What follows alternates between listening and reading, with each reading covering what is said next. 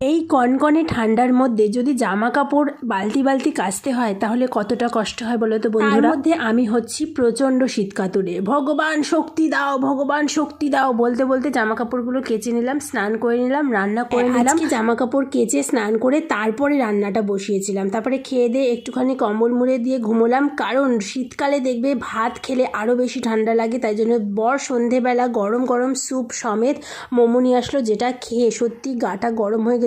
ঝাল ঝাল সস দিয়ে খেয়েছি তো বেশ ভালোও করেছিল। একদিন ঘরে মোমো বানানোর অনেক ইচ্ছা আছে। তো তোমরা যারা আমার মিনি ব্লগগুলো দেখছো একটুখানি সাপোর্ট করো, ভালোবাসা দিও, লাইক করো। আর সন্ধেবেলা না, এখন বাজে রাত 9টা, দীপ গেছে একটুখানি বন্ধুদের সাথে চায়ের দোকানে আড্ডা মারতে। তারপরে রাতে যেহেতু আমি মোমো খেয়েছি সন্ধেবেলা, রাতে জাস্ট 2 পিস চিকেন খেলাম আর একটা ক্ষীরের চপ খেলাম। ক্ষীরের চপ খেতে আমি খুব ভালোবাসি। তোমরা কারা ভালোবাসো কমেন্ট করো, লাইক করো, ভালোবাসা দিও। সবাই ভালো থেকো।